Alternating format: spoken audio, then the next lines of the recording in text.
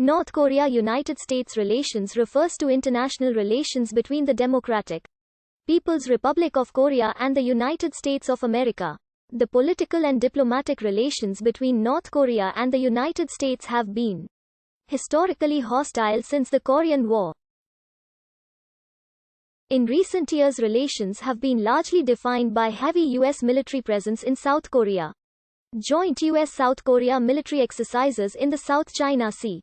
U.S. economic sanctions against North Korea for North Korea's nuclear program and North Korea's demand that the United States eliminate its nuclear arsenal that could reach the Korean peninsula.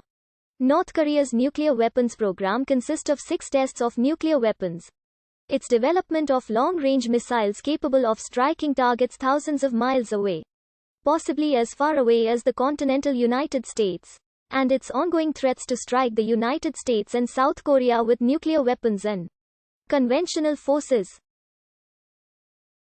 The United States' nuclear weapons program in nearby Guam consists of B-1B bombers and B-2 Spirit bombers capable of launching nuclear weapons, 60 times more destructive than the bomb dropped on Nagasaki. From Guam, the U.S. conducts precision strike exercises to simulate a preemptive nuclear strike on North Korea. Since the Korean War, the United States has maintained a strong military presence in South Korea with 28,500 troops, 90 Patriot missiles and 5 military bases. Neither the United States nor North Korea has adopted a no-first-use nuclear weapons policy. In August 2003, China, Japan, North Korea, Russia, South Korea, and the United States engaged in 6-party talks, which led to North Korea in 2005 vowing to abandon all nuclear weapons and existing nuclear programs, and again become a signatory to the Nuclear Non-Proliferation Treaty.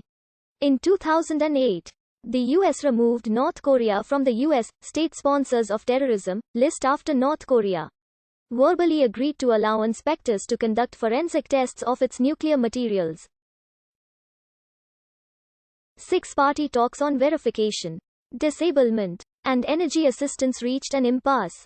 However, due to a failure to agree on verification protocols in a North Korean rocket launch during his presidency, George W. Bush referred to North Korea as part of the axis of evil because of the threat of its nuclear capabilities.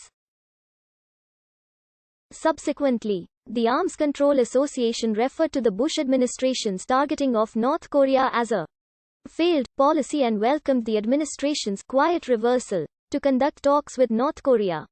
Recently, North Korea and the United States embarked on formal diplomatic efforts with the first Trump-Kim summit in 2018.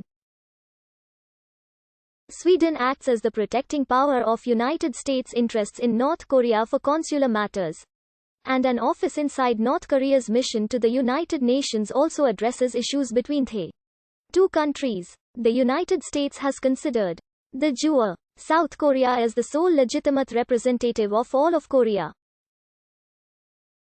In a 2020 YouGov poll conducted in the run-up to the U.S. presidential election, the Washington-based Korea Economic Institute of America, which commissioned the poll, reported only 31% of respondents approved of Trump's diplomatic overtures to North Korea.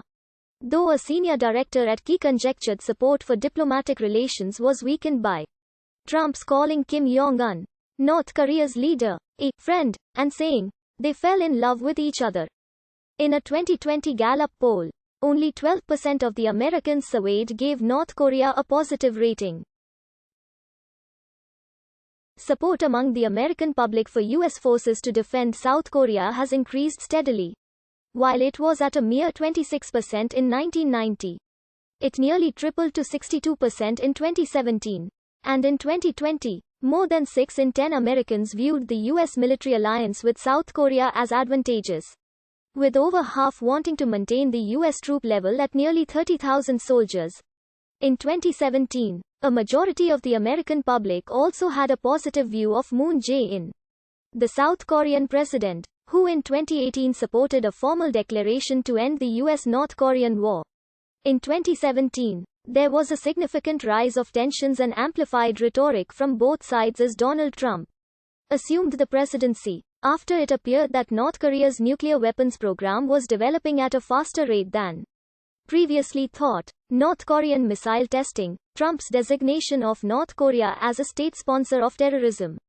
Angry rhetoric with Trump threatening to unleash fire and fury like the world has never seen, and increased U.S. military presence on the Korean peninsula sparked speculation of a nuclear conflict. Daniel Ellsberg, Pentagon Papers whistleblower who once drafted nuclear war plans for the Defense Department, predicted that a nuclear confrontation with North Korea would produce more violence in a day, in a week, in a month, than the world has ever seen in that period of time. Ellsberg, author of The Doomsday Machine, called on T.